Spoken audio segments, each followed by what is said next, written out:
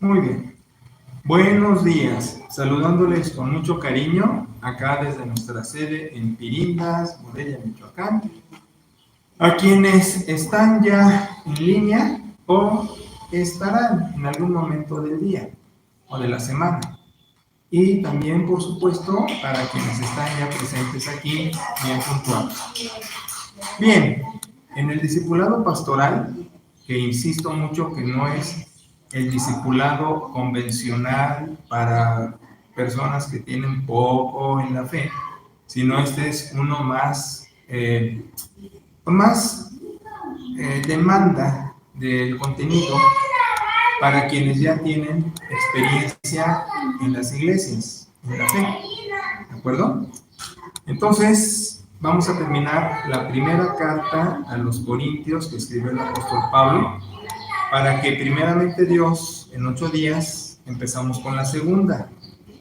Debería de hacer una pausa entre una y otra para regresar al libro de Hechos, pero como suceden con alguna,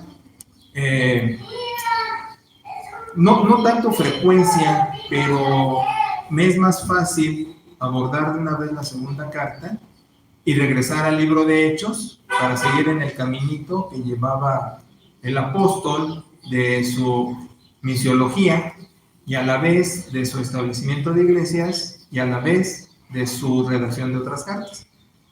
Ahora, nada más cabe la aclaración que la segunda a los Corintios debería de ser una tercera, porque hay evidencias, y vamos a verlo empezando la segunda carta, que hay una intermedia entre la primera y la segunda conocidas. ¿Qué le pasó a ella? No tenemos idea. No está en el canon. Está la primera y la que sería tercera, llamada segunda. Ahora, aquí lo que sí debo advertir es que está el material suficiente. ¿Qué quiero decir con eso? Mira, alguna vez dije hace años que si nada más tuviéramos un evangelio y el libro de Proverbios y una carta del apóstol Pablo, la que fuera, tendríamos suficiente. Con Proverbios para la asimilación de las verdades que espera el Señor sobre las cosas prácticas de la vida.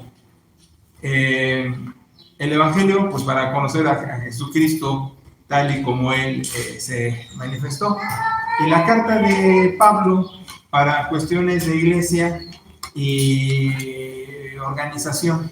Con eso es más que suficiente lo que hubiéramos necesitado. Sin embargo, pues tenemos 66 libros bíblicos, 39 en el Antiguo y 27 en el Nuevo. Ahora, la cuestión aquí es esta. Si estoy diciendo que falta una carta entre estas dos, no hay mayor problema.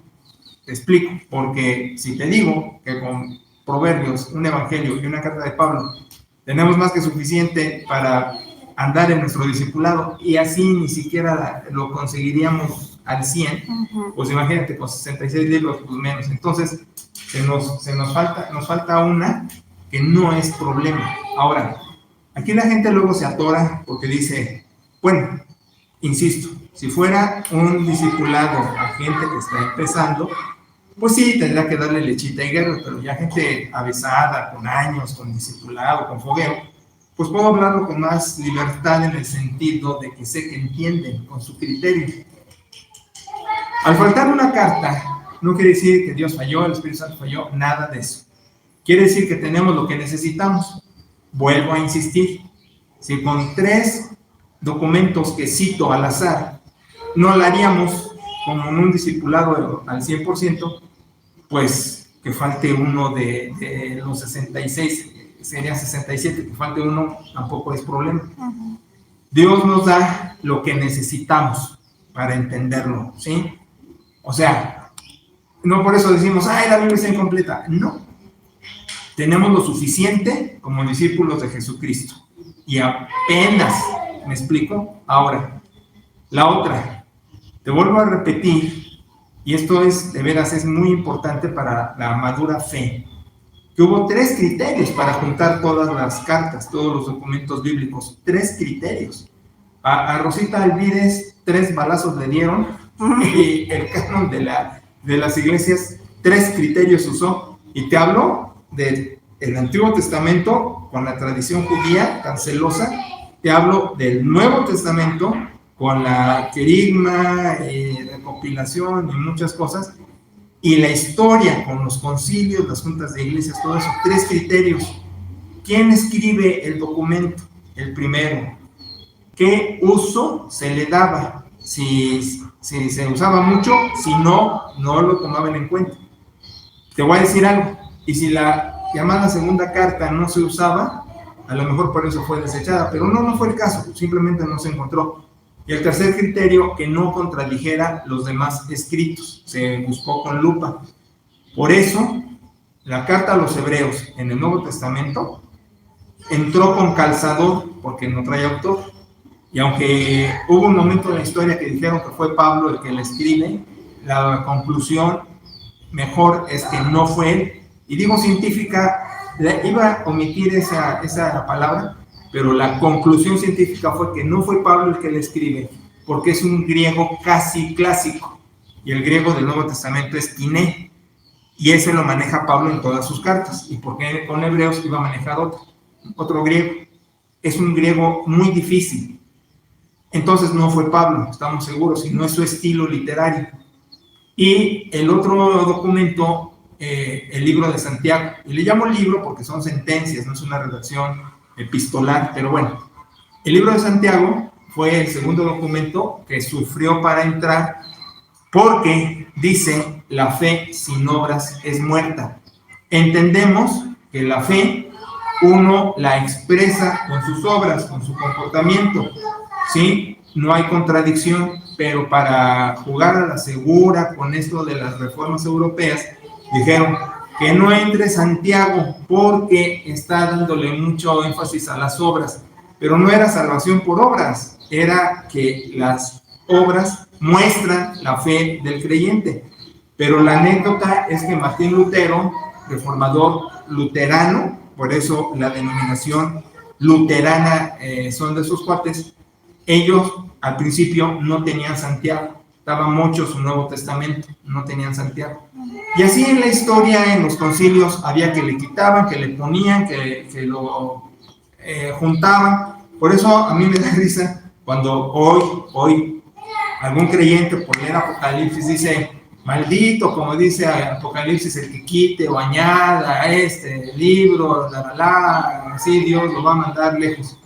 Me da risa porque pues en ignorancia y en superstición y en ingenuidad creen que la Biblia en castellano, cualquier versión, baja del cielo. No, fue un material que se estuvo juntando por siglos y buscando los documentos más antiguos, y lo que te estoy explicando. Bueno, nada más por paréntesis a lo que se refiere a Apocalipsis.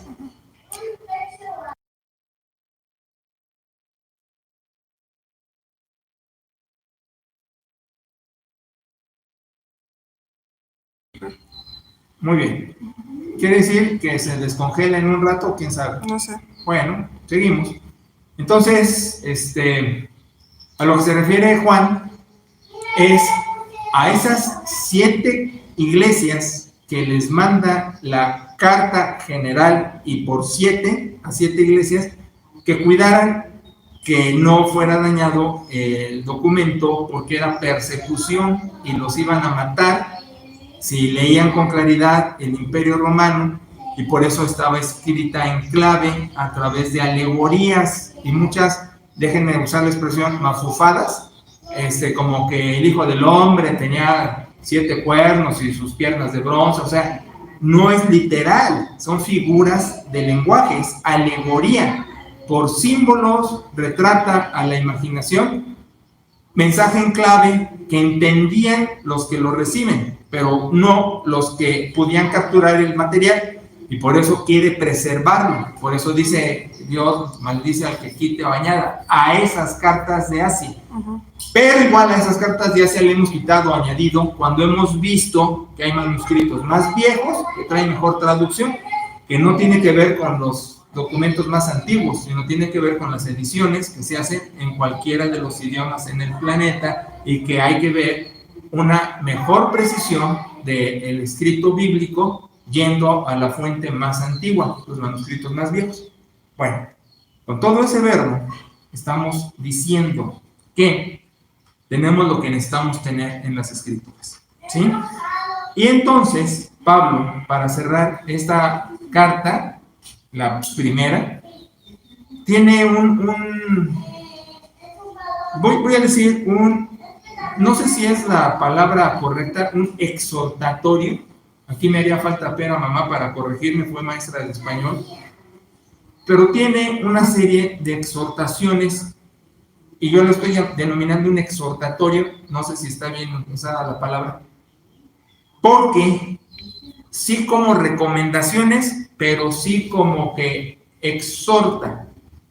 Ahora, exhortar es una palabra muy interesante en el Nuevo Testamento griego, porque exhortar viene exactamente de la raíz de donde viene paráclisis, o paráclito, mejor dicho, paráclito, porque paráclisis es el término que se traduce exhortar, y paráclito es el sustantivo de paráclisis, del verbo paráclisis, paracleo, paráclito, paráclisis, paracleo, paráclito. Entonces, el verbo, el sustantivo, los adjetivos, todo. Ahora, llama la atención porque es el término que usa nuestro Señor Jesucristo para denominar al Espíritu Santo. En el Evangelio de Juan, cuando dice, me voy a ir, pero no se quedan solos, no estén tristes, denomina al Espíritu Santo, es decir, su sucesor de presencia con ellos, como paráclito. Y es derivado de paráclisis. Y paráclisis quiere decir una convocatoria al lado. Por eso prefiero traducir, en vez de consolador, como hace la Reina Valera, yo traduzco compañero, acompañante, amigo, hasta alguna ocasión guardaespaldas. Es decir, el que va a estar siempre a tu lado, caminando contigo todo el tiempo. Y de ahí viene esto de exhortación. De tal manera que exhortación no es un término de enojo o de regaño, que luego uno entiende, está exhortando, está regañando, está enojado. No. Exhortar en el idioma de la Biblia quiere decir que está uno al lado de la gente acompañándola, pues, tal cual el Espíritu Santo. Podríamos traducir empatía. Empatía, otra palabra griega compuesta de dos, que quiere decir adentro de tu sentimiento, dentro de tu sentimiento. Entonces, cuando digo que es un párrafo exhortativo, ay, a ver si no luego me regaña tu mamá, es de sí poner puntos en las íes, pero con empatía, como que entendiendo a la gente, no es un regaño como tal. Entonces, exhortación, desde el Nuevo Testamento no es regañar, es recomendar con énfasis, pero en el sentimiento de la gente, en buena onda, pues, ¿sí? Ay, es que tuvimos una persona que decía que exhortaba y todos terminábamos llorando después de que nos exhortaban. Bueno, entonces el párrafo, fíjense qué interesante. El apóstol dice, estén despiertos, velen, estén firmes en la fe, anclados, no se rindan. Fíjense, pórtense varonilmente y esfuércense. Aquí me llama mucho la atención esto, mira. Ahorita nosotros tenemos en nuestro idioma un lamentable accidente. Y te lo digo desde la Real Academia Española, que ya lo gritó, pero no le hicieron caso. Insiste la clase política, ya contagiado a los medios de comunicación, a decir las mexicanas, los mexicanos, los niños, las niñas. Terrible. ¿Por qué? Porque el castellano tiene el género neutro, y eso me lo enseñaron desde que aprendí a leer. Suena masculino, pero género masculino, género femenino, género neutro. Como el it en gringo, este es el género neutro. Las mamás, los papás no dicen niños y niña para llamarlos a comer, dicen niños, ¿no? En fin, en casa sí usamos el neutro, pero para términos de publicidad quieren incluir, pero lo hacen mal. Esto es lo que dice la Real Academia. Cuando dicen las, los, al faltarles el sustantivo, al faltarles los adjetivos, están haciendo un moche del idioma. Y la Real Academia protestó, pero bueno, lo están haciendo. ¿Por qué lo menciono? Porque Pablo, al hablar aquí de pórtense varonilmente, no se refiere a las mujeres, a los hombres, excluyendo a las mujeres. Se refiere a los dos sexos. Ahora, el neutro en griego también existe. Sin embargo, hay un factor predominante en el idioma, que si no uso el neutro que existe en griego y uso el masculino como en castellano, automáticamente involucra a los dos sexos, cuando es un llamado público. Si no, Pablo hubiera hecho la diferencia. ¿Cómo lo sé? Porque hay mucho material en el Nuevo Testamento donde Pablo hace diferencia. Ustedes, señores, ustedes, hombres, ustedes, jóvenes, ustedes, mujeres, las viudas, las ancianas, las mujeres que no sean diablas, dice en un lugar, que no sean chismosas. Hay mucha evidencia que cuando no usa el neutro y no usa el masculino, que incluye a todos, hace la separación cuando es necesario. Cuando no la hace, aunque no sea neutro, al hablar así, está incluyendo a toda la población. Porque esta carta a los Corintios nunca dice al principio, esta es para los hombres. No, pues no. Jamás. Esta es para los discípulos que se congregan, los creyentes. Ahora, este énfasis lo hago con subrayado, porque sí, en la época, no en el Nuevo, en la época del Nuevo Testamento, sí la mujer estaba vista menos, tantito por los judíos y muchito por los griegos. Bueno, al revés, muchito por los judíos y tantito por los griegos. La mujer siempre ha sido clasificada en menor categoría, salvo en esos momentos históricos que llaman la atención, que vivimos en México también, de matriarcados. Y de hecho, México vive un matriarcado prolongado prehispánico. El hecho de la... Bueno, me desvío y me meto en muchas cosas, como manejé esto de la historia.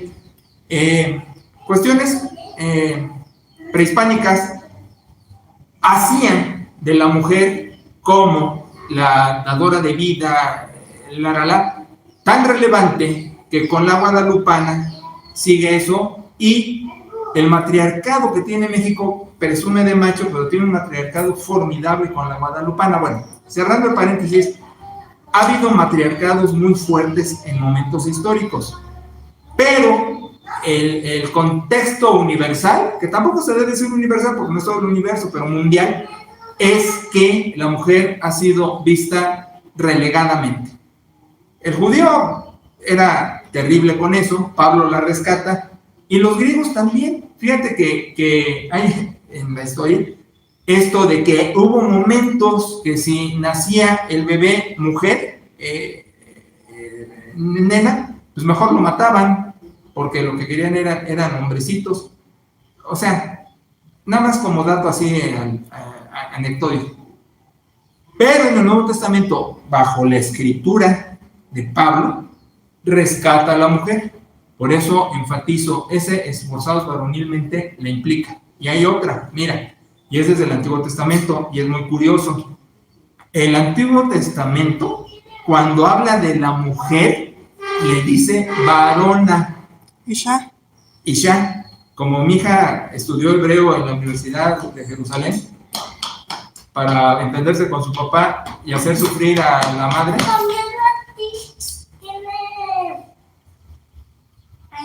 ¿Tiene? Sí tengo. No tengo. Bueno, cuando se habla de la mujer desde Dios en el Antiguo Testamento, le denomina varona. Nosotros no le decimos a una dama varona, pero Ish, varón, o Isha, varona, lo usó Dios para referirse a su creación. Hay varones y hay varonas. Ahora, ¿a qué se refiere? Que la mujer no es menos, que no es débil, que no es tonta, que no está relegada, que está en el mismo nivel. Algún día que tenga ganas y no aburra, te explico por qué al crear a Adán, a la humanidad, hay esa cosa romántica que de la costilla y de un sueño, pero algún día te lo explico, ahorita no. Es una cuestión de romance poético, judío, de creación, pero en el mismo plano están hombre y mujer. Por eso, el apóstol cuando dice, pórtense varonilmente, está pensando en el hebraísmo, ish, isha, están al mismo nivel y todos tienen que echarle ganas. No va a especificar, varones, esfuércense, no. Habla también a las mujeres. Y de hecho, las mujeres son las que mejor se esforzaban al principio de todo esto. En el discipulado cristiano fueron las testigos de la resurrección, fueron las predicadoras de la resurrección. Antes de eso fueron las testigos presenciales, vayan las expresiones, de la muerte del Hijo de Dios hasta el último momento. Eran las que organizaban el servicio de oración, porque en Hechos María va con todos al aposento alto, al culto, como nosotros subimos el miércoles servicio de oración digital, ¿no? Y con Pablo, las mujeres tienen un empuje tremendo porque Pablo las busca y con ellas empieza la misiología. Y en las cartas, a cada rato, fulana, mengana, sultana, tremendas, laralá, con ellas, laralá. O sea, si tengo que ser asertivo, la mujer ha jugado un papel tan importante y a veces más destacado que el hombre en el discipulado. Ay, ¿qué te cuento en la historia? Fíjate, bueno, otra vez me voy a meter. También tenemos en la historia mucho rastro de la actividad de la mujer. Por eso les habla a ambos sexos cuando dicen tengan enaguas, tengan pantalones y esfuércense, porque el discipulado no es fácil. Hay demasiadas cosas que pueden ser obstáculos para uno rendirse. Mira, en la historia y en la vida de las iglesias, un montón de gente se queda a la orilla y deserta. Deserta porque pierde de vista por quién está en la iglesia, por quién está en el ministerio, para quién lo hace, para quién se manifiesta, para quién sirve. N veces, y nosotros aquí en Morelia tuvimos una experiencia muy, muy fuerte con eso, se confunden. Creen que sirven al liderazgo en turno, creen que caigan bien con alguno en particular, creen que lo hacen por algunos o por alguien. Todo es Dios. Cuando dice el apóstol que se esfuercen y tengan enaguas y pantalones, dice todo, panta en griego es un absoluto muy fuerte, todo. Déjame ilustrártelo aún. No te ofendas, pero aún ir al baño, ¿sí? Se incluye. Exacto. El panta griego, que es el todo de todo, es un absoluto tan canijo, que es todo. Todo. Cuanto más, no las cosas de iglesia, de discipular, ¿sí? Sean hechas con amor. Sean hechas con amor. Ahora, aquí viene lo padre. Porque tú dirías, ok, todo lo voy a hacer con amor, si me cae bien, si me gusta, si la. El objeto del amor es Dios. Y debería haber empezado al revés. La fuente del amor es Dios. El vínculo del amor es divino. La expresión del amor es espiritual. ¿Qué te estoy diciendo? Te estoy diciendo dos cosas simultáneamente. Una, que el amor sí es un sentimiento. Claro, vas a sentirlo. Pero está profundamente ligado con un acto de la voluntad. ¿Qué es un acto de la voluntad? Es obediencia. ¿Qué te estoy diciendo? Que a veces te va a empujar más el sentimiento, ay sí, te amo porque me gustas. Pero más veces te debe empujar la obediencia, te amo porque me lo pide Dios. Cuando Jesús dice, ¿qué mérito tiene el que ama a su amigo? Eso hace cualquier pelado de la calle, parafraseando lo que Jesús expresa. La condición al discípulo es, ama a tu enemigo, ama al que te aborrece, ama al que te es grosero. Ahora, date cuenta de esto. Ahí no hay sentimiento, ahí hay obediencia. Y es canija, porque cuando alguien es grosero, despierta todo menos ganas de quererlo. Despierta coraje, despierta venganza, despierta pues desquite, ¿no? Todo lo que pueda regresarte. O sea, si él me hizo, yo le contesto y le contesto 2 veces peor, ¿no? Entonces, eso es lo que hace diferente al discípulo, que traga camote, pasa gordo y dice, charros, pues me voy a esforzar. Por eso, cuando el apóstol dice, todo se ha hecho con amor, nunca olvides el contexto de la carta.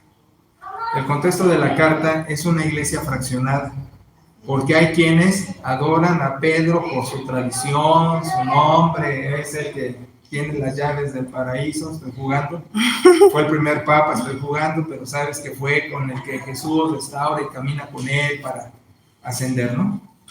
Apolos, carismático, simpático, sanguíneo, estilo ópera mamá, que a todo el mundo le gusta, que cae muy bien. Y Pablito, que trae contenidos, que trae cerebro, que a veces no es fácil de entender, que Pedro mismo dice en otro lugar en su carta, dice, ay, háganle caso a Pablo, aunque no le entiendan. No le entiendan, pero trae cerebro, vale la pena, en fin. Con todo ese contexto de la división de preferencias y de gustos y de inclinaciones, es donde les dice que se porten varonilmente. ¿Ya entendiste a qué se refiere amar? Uh-huh. O sea, ponte los pantalones, fájatelas en aguas y ama, aunque no te guste, aunque no te simpatice. Porque aquí Pablo se incluye en automático. A mí me agrada Pablo, porque sí echa pestes, como yo. Pero ¿sabes qué hace? No pide lo que no trata o trabaja por hacer, como yo. Cuando yo te digo algo, soy el primero que me incluyo. Ya ves que uso la segunda persona singular, cuando digo tú, nada más es para el impacto psicológico del mensaje. Pero voy embarrado antes. Nunca te voy a pedir nada que no esté dispuesto a hacer, pidiéndole a Dios ayuda, trabajando con eso, buscando subir un escaloncito, con afán, no fácil. Porque si yo te dijera, no, aquí puro Superman, en obediencia y discipulado, estoy mintiendo. A todos, a unos más, a otros menos, nos cuesta trabajo ser obedientes. Y esta obediencia de amar al que no te gusta, pues es una prueba bonita. Fíjate que Dios hace un laboratorio. En el laboratorio de secundaria, porque en prepa pues fue otra cosa, pero en el de secundaria, no, en prepa era agarra la probeta, el tubo de ensayo, no sé, y pon aquí, pon allá, y pum, sale el humo, el azufre. Algo hice, no me acuerdo, que también pum, salió humo y azufre, pero creo que le hice de más y tuvieron que salirse todos del salón, porque era poquito y a mí me gusta mucho, en fin. Dios en la iglesia hace laboratorio, pero eso es lo que la cristiandad no se da cuenta. Por eso hay deserciones, por eso hay antipatías, por eso hay rivalidades, por eso hay malos entendidos. Cuando la gente se le despierta el cerebro, que en principio en la iglesia no está, tiene que llegar, se dará cuenta que todo es bendición. ¿Cómo va a ser bendición que me cae en la punta del copete? Bueno, yo no tengo, pero es de hueso. Sí es bendición, porque Dios te lo puso adrede para que aprendas a amar. No por sentimiento, porque te cae gordo, sino por acto de voluntad y obediencia. Como Jesús fue a la cruz, a ti te pide ir a la cruz de amar al que no ama. Mira, un día dije, no me acuerdo en dónde, pero dije, toda tu familia no la escoges. Chin, naces y ahí está, ¿no? Padres y hermanos, está bien, y ahí como puedas. Tus amigos los escoges. Ay, sí, este sí, me gusta, este no. La gente de la iglesia no la escoges. Checo dice esto, hay un ADN espiritual como de sangre, hay un ADN. Mi hija se identifica mucho conmigo, somos muy parecidos, pobrecita, pero no vas a ser físicamente, no te asustes. Y Checo muy identificado con su mamá. Tenemos ADN. Espiritualmente en la iglesia hay un ADN donde Dios dice, y lo vimos, pone a los miembros en el cuerpo como Él quiere. Ese ADN te hace ver que como en la sangre no escogiste hermanos ni padres, en la iglesia pues igual. Por eso cuando hay fracturas sí se sufre, y se sufre mucho. Bueno, algunos quizás no, otros más. Se sufre mucho, porque hay, oye, espérame, hay algo y en fin. Pero entonces, si la gente en la iglesia fuera lo suficientemente lista, diría, todo es una bendición. El que me es simpático, ay, qué padre, me ayuda. El que no me es simpático, Dios me lo está poniendo para bendecirme, porque quiere que aprenda a amar, que de otra manera no lo haría. Porque si amas a tus amigos, no estás creciendo, pero si amas a tus enemigos, es el costo del discipulado. Y aquí en la iglesia no debe haber enemigos, pero bueno, sí llega a verlos. El caso es que me dispongo a amar a alguien que no escogería. Esto es lo que yo dije, que se me estaba olvidando. Un día dije, si yo tuviera la iglesia ideal, para mí, serían puras personas que a lo largo de todos estos años ministeriales me han gustado como discípulos. Y sería, de México sería fulano, mengano, sutana. De Jalapa sería sutana, mengana, sutana. De Zacapu, mengano, sutana. De Morelia, él, ella. O sea, pero no es así. Tus crayolas, mi amor. Pero no es así. Y te pasaría lo mismo si tú dijeras, mi iglesia ideal, empezarías, sería el pastor fulano, sería el diácono sutano, sería el ministro mengano. Lo sé, pero no es así. Y el caso es que cuando el apóstol dice, despiertos, firmes en la fe, con pantalones, con enaguas, háganlo todo con amor, porque la fuente es Dios. Entonces, no hay que perder de vista este hecho. Señor, tú amas al que yo no amo. Muriste en la cruz, resucitaste.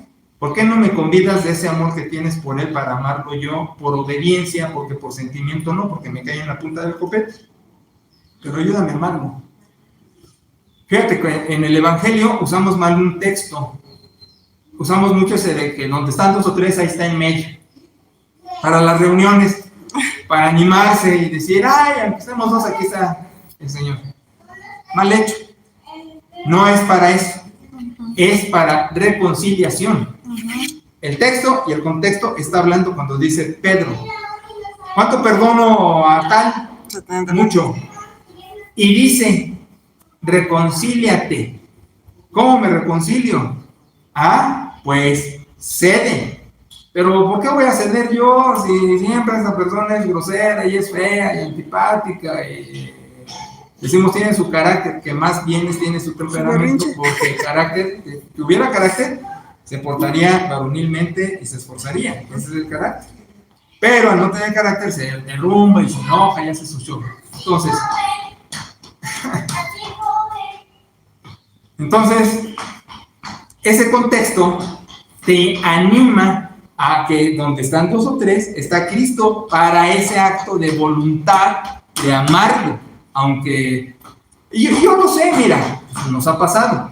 Es que si me voy a acercar con la persona y te esmeras y te manda por un tubo, entonces sale peor porque dices, me estoy esforzando, estoy siendo fiel, estoy obedeciendo, quiero amar con obediencia, pero me volvió a hacer grosería. y entonces más me enchilo.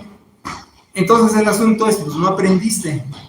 Porque, mira, la restauración, cuando dice Pablo en Gálatas, restáurale con espíritu manso, está diciendo, tómate tu tiempo. Cuando tú te cortas, fíjate que yo me corté hace poquito, abriendo una nota, un documento. Me corté por sope, pues. Soy muy hábil y siempre saco el corcho limpio, siempre lo presiono. Miren, no lo rompo, porque no uso lo del souvenir que hay, sommelier, souvenir. El sommelier, que es un aparatito raro y que no, yo, mi Suiza, con corcho, con sacacorchos. El caso es que me corté. Y dije, ay, sope, te cortaste, vas a estar manchando todo de sangre, porque fue el dedo y ya ves cómo bota el dedo, ¿no? Mira. Y yo dije, ya, tiene que sanar, ya, sana. Ya ves cómo soy. Ya, no sangres. No, se llevó su rato a que saliera cicatricita y ya. Bueno. Lo que sucede en las relaciones tarda. Ahora, te voy a decir otra. Hay quien lo hace tardado. Ese es pecado y es problema de esa persona. Pero debes entender que tarda, como una herida. Tarda en cicatrizar y en curarse.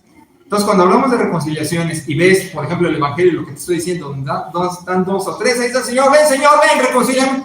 No, porque mira, en Sacramento tuvimos una experiencia. Ay, mira, no fui yo, fue otro de los líderes que quería juntar a Evodia y Sintique, ¿no? ¿Cómo se llaman esos que siempre están peleando en Filipenses?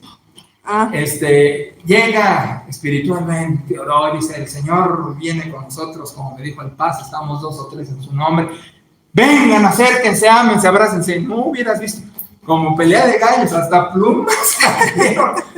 No era el momento, es como yo con la cortada, ya, ciérrate, ya no sangres.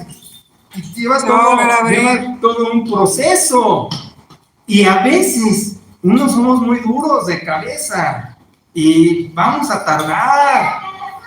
Llegará la curación si uno deja que Dios trabaje, porque igual si no lo dejas trabajar, Dios nunca va a entrar a fuerza, va a dejarte si lo dejas. Vaya expresiones, te dejas si lo dejas. Y hay que tener voluntad, ahí también está el amor. Entonces, la cuestión es el cronos, el kairos. Cronos es mi hora, el kairos es el tiempo de Dios, la oportunidad. Y a veces uno lo hace tardado, si de por sí tarda, uno lo hace tardado. No, es que esto, lo otro, aquello, ya mala sangre. Y mira esa mala sangre, te voy a decir, tú vas a decir, estás mintiendo y estás exagerando. Ni miento ni exagero, porque no miento, Dios sabe que no miento, y sí exagero, pero esta vez no exagero. Mira, es que te he dicho 1,000,000 de veces que no exageres. ¿Qué ha pasado en relaciones que he visto en 40 años de pastorado en México, en Veracruz, en Zacapa, en Morelia? Muchas cosas. ¿Tú me creerías el despecho? El despecho. ¿Sí? Ay, amo platónicamente o idílicamente a alguien. Ajá. Y no me gusta porque lo amo, estoy enamorado. Y hablo mal de él. ¿Te acuerdas de ese caso que vivimos? Hablo mal de él y me expreso mal de él y me cae gordo y no lo soporto porque está súper enamorada. Pero súper enamorada. Hasta que alguien intervino y dijo, oye, ya bájale, tanto coraje, despecho, estás enamorada, date cuenta. Y ya como que, ay no, pues hasta eso es ridículo. Pero, oye, ¿por qué no se llama Evodia con Sintique? Porque hay enamoramiento. Puede haberlo, fíjate. Como del odio al amor hay un paso. Sí, Lo peor, lo antagónico del amor es la indiferencia. Sí, no existe. Eso es el antagónico del amor. Pero el odio, híjole. Entonces, aguas, si no soportas a alguien. Charlie, ¿me amas? Porque caigo gordo. ¿Tú no me amas? Estoy como Jesús, no, te amo más que estos, ¿no? Bueno, mira, yo ya quería terminar con la carta. Bueno, sí vamos a terminar. Entonces el apóstol después les dice en el 16 que se sujeten al liderazgo, que sean obedientes,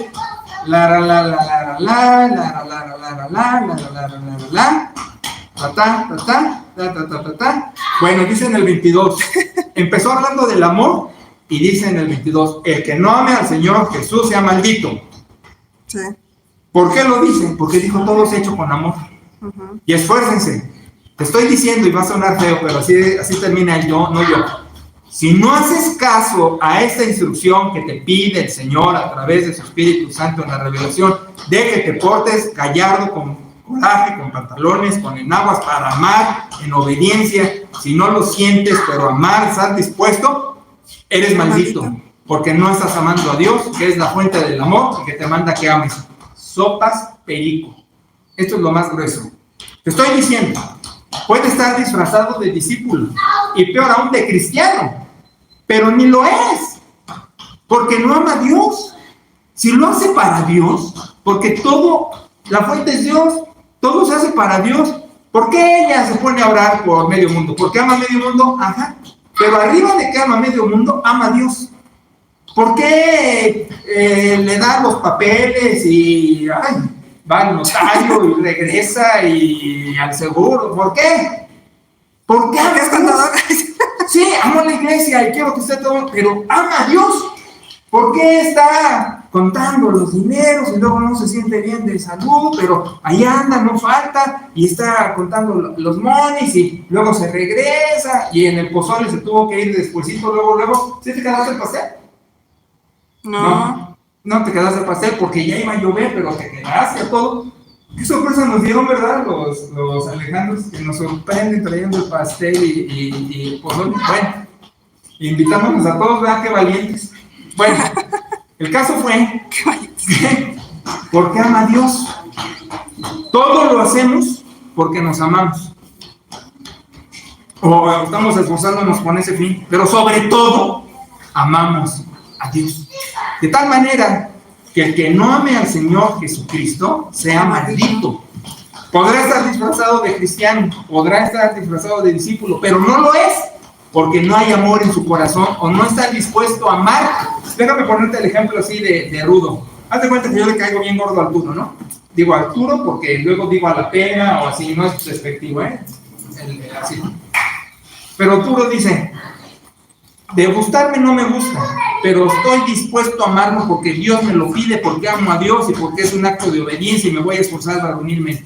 Está cumpliendo. Aunque en su corazón le cueste, ¿me explico? Pero está cumpliendo. Pero el que dice, ya sabe nada, ya lo dijo, no ama a Jesús, sea maldito. Anatema, eso es lo que quiere decir. Mira, te explico, tengo que explicarte anatema.